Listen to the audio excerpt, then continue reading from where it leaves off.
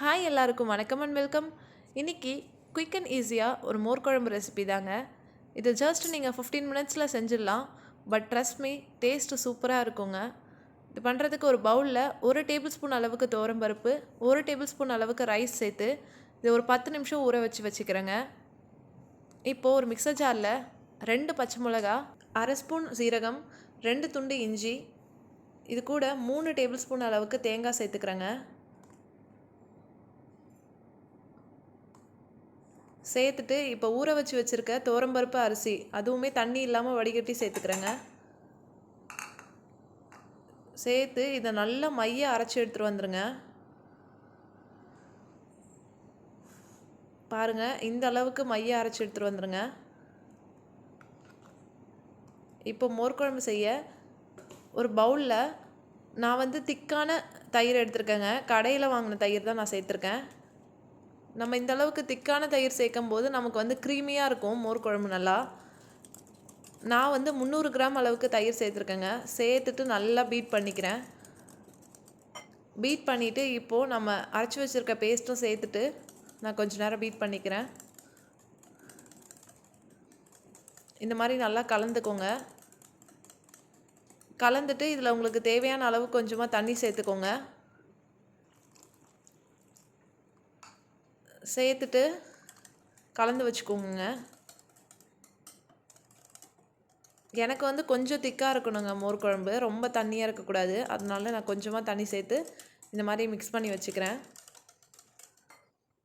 இது இருக்கட்டுங்க.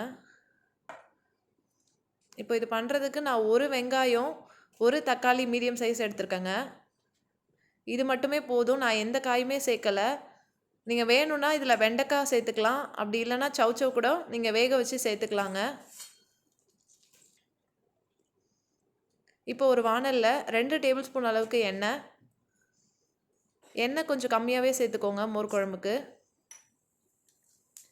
1 ஸ்பூன் அளவுக்கு கடுகு, 5 காஞ்ச மிளகா, இது ரெண்டும் பொரிஞ்சதும் இதில் வெங்காயம் சேர்த்துக்கோங்க. அது கூட கொஞ்சமாக கருவேப்பிலை சேர்த்துட்டு இதை கொஞ்ச நேரம் வதக்கிக்கோங்க. இது ரொம்ப நேரம்லாம் வதங்க வேண்டாங்க, கண்ணாடி பதம் வந்தால் போதும். ஒரு 2 நிமிஷம் வதக்கிட்டு இப்போது இதில் நான் தக்காளியும் சேர்த்துக்கிறேங்க. சேர்த்துட்டு வதக்கிக்கோங்க. இந்த தக்காளி கொஞ்சம் மேஷ் ஆகணும், அது வரைக்கும் வதங்கட்டும். இந்த அளவுக்கு வதங்கினதுக்கப்புறம் இதில் நான் கொஞ்சமாக மஞ்சத்தூள் சேர்த்துக்கிறேங்க. இந்த மஞ்சத்தூள் தாங்க இந்த குழம்புக்கு நல்லா கலர் கொடுக்கும். ஸோ நான் 1 ஸ்பூன் சேர்த்துக்கிறேன். சேர்த்துட்டு இது கொஞ்ச நேரம் கலந்துக்கோங்க. கலந்துட்டு இப்போ நான் பீட் பண்ணி வச்சுருக்கிற தயிரை இதில் நான் சேர்த்துக்க போகிறேங்க. சேர்த்துட்டு நீங்கள் உப்பு பார்த்துட்டு கலந்துக்கோங்க. இந்த ஸ்டேஜில் நீங்கள் உப்பு போட்டுட்டு கலந்துட்டு இது ரொம்ப நேரம் கொதிக்க வேண்டாங்க, நுரைச்சி வந்தால் போதும். இந்த அளவுக்கு நுரைச்சி வந்ததுக்கப்புறம் நம்ம கிளறிட்டு இதை ஆஃப் பண்ணிட வேண்டியதாங்க. இது ரொம்ப நேரம் கொதிக்கக்கூடாது. ஆஃப் பண்ணிவிட்டு உடனேவே நீங்கள் ஒரு பவுலில் ட்ரான்ஸ்ஃபர் பண்ணிடுங்க.